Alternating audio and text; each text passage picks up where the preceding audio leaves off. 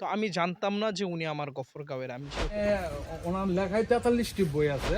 ওনার উনি কাজ করেছেন। একজন বড় ব্যাকরণবিদ ছিল এবং উনার ব্যাকরণটা বাংলাদেশের পাঠ্যপুস্তকেও অন্তর্ভুক্ত এবং উচ্চ মাধ্যমিকেও উনার ব্যাকরণগুলো পড়া হচ্ছে। আলাইকুম সুপ্রিয় দর্শক সকলকে সাদর আমন্ত্রণ জানাচ্ছি সমকালের কণ্ঠে। সাথে আছি আমি আশরাফ আলী ফারুকী। আমি এসেছি গফরগাঁও উপজেলার হাতিকলা গ্রামে। এখানে একজন বড় সাহিত্যিক এবং লেখকের জন্ম হয়েছে। ব্যাকরণবিদ ছিলেন যিনি বাংলায় অনেক বই লিখেছেন, বাংলা ব্যাকরণের সৌরভ।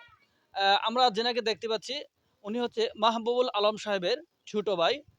জি, আপনার নামটা? মোহাম্মদ শফিকুল আলম। উনি আন্দামান কলেজে প্রফেসর ছিলেন। উনি খুব সাহিত্যের দিকে খুব অন্যান্য ছিল। উনি অনেক বই-টই লেখছেন। আচ্ছা, এই যে আপনার হাতে যে বই, এটা কি হুম। ওনার লেখা বই? হ্যাঁ, এটা ওনার লেখা বই। এই সময় আন্দামান কলেজে এই প্রফেসর করাকালীন সময়ে এটা লিখছে। আচ্ছা, নিজে লিখছে, অনেক বই আছে। এটা ঠিক আমার জানা নাই। তারপরে একটা মাদ্রাসা করলো। মাহবুবুল আলম হাফিজিয়া মাদ্রাসা নামে উনি একটা মাদ্রাসা করছে। এখন তার বইয়ের স্মৃতি রাখার জন্য একটা পাঠাগার করছে।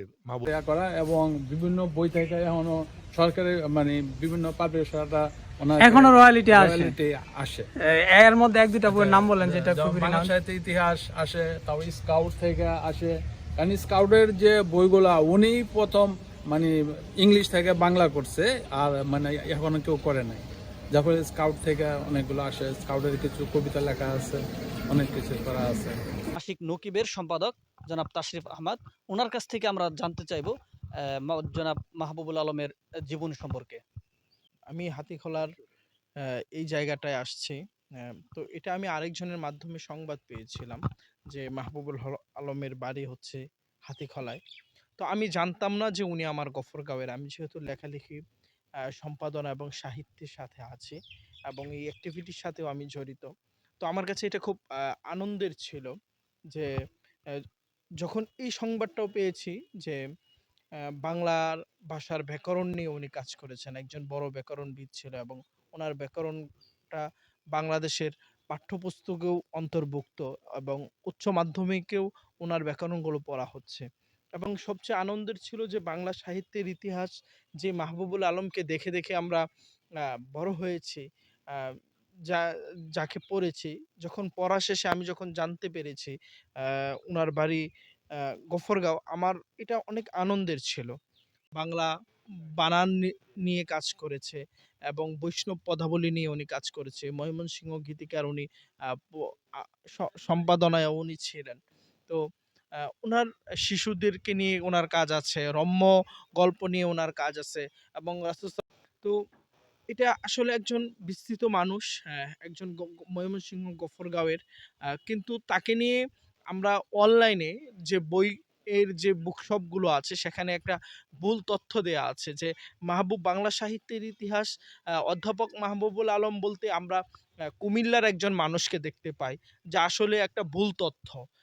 এখানে উনার জীবনীটা সঠিকভাবে আম রকমারিস সাইট বলেন, ওয়াফি লাইফে বলেন, আরো যে প্রসিদ্ধ বুক সবগুলো আছে সে সবগুলোতে আম কাজ মানে সঠিক তথ্যটা অধ্যাপক মাহবুবুল আলমের বাড়ি কোথায়? তিনি আ কোথায় জন্মেছেন, কোথায় বেড়ে উঠেছেন এবং কোথায় তিনি কর্মরত ছিলেন সেই তথ্যটা নাই। এজন্য আমি ওই সাইটগুলো যে বাংলা সাহিত্যের ইতিহাসের যে লেখক অধ্যাপক মাহবুবুল আলম, আ তিনাকেই যেন সেখানে উপস্থিত করা হয়। এছাড়া অন্য যিনি আছেন আম তার এটা যেন রিমুভ করা হয়। আর আমার আরেকটা দাবি থাকবে বাংলাদেশের সংস্কৃতি মন্ত্রণালয়ের প্রতি।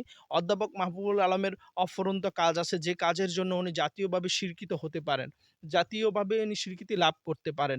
এইজন্য আমি মনে করি তাকে আম ২১শে পদক, ভাষা সাহিত্যের উপর উনার অনেক কর্মযোগ্য থাকার কারণে উনাকে এই পদকটা দেওয়া যেতে পারে। আর আমি মনে করি বাংলাদেশের স্বাধীনতার যে পদকটাও দেওয়া হয়, সেখানেও উনাকে বাংলা সাহিত্য নিয়ে কাজ করবার জন্য আম উনাকেও ওই জায়গাটায় পদক দেয়া যেতে পারে বলে আমি আম বিশ্বাস করছি এবং দাবিও জানাচ্ছি যে এটা করা হোক। এই গুণী মানুষকে কদর করা হোক। বাংলা সাহিত্যের ইতিহাস, বাংলা ব্যাকরণ নিয়ে কাজ করেছে, যার রচনাবলী সারা আ বাংলাদেশের মানুষ, বাংলা ভাষাভাষী মানুষগুলো তার থেকে উপকৃত হচ্ছে, তাহলে কেন তাকে স্বীকৃতি দেওয়া হবে না জাতীয়ভাবে? আম ধন্যবাদ আশরাফ আলী ফারুকী আপনাকে। জি, এতক্ষণ শুনতে পাচ্ছিলাম তাশরিফ আহমাদ, সে অত্যন্ত চমৎকারভাবে মাহবুবুল আলম সাহেবকে নিয়ে বিশ্লেষণ করেছিলেন এবং উনি কিন্তু দাবি তুলেছেন ২১শে পদক সহ বাংলাদেশের রাষ্ট্রীয় স্বীকৃতি দেওয়ার জন্য। আশা করি বাংলাদেশ সরকার এবং সাহিত্য বিভাগ এবং সংস্কৃতি মন্ত্রণালয় এদিকে নজর দিবে। আমাদের গফরগাঁওয়ের সম্পদ, আমাদের গফরগাঁওয়ের সন্তানকে যেন সারা বাংলাদেশ ব্যাপী যেন কুমিল্লার মাহবুব আলম নয়, যেন গফরগাঁওয়ের মাহবুব আলম নামেই চিনে, সেই প্রত্যাশা ব্যক্ত করে আজকের মতো এখানেই বিদায় নিচ্ছি। আপনারা দেখছেন সমকালের কণ্ঠ।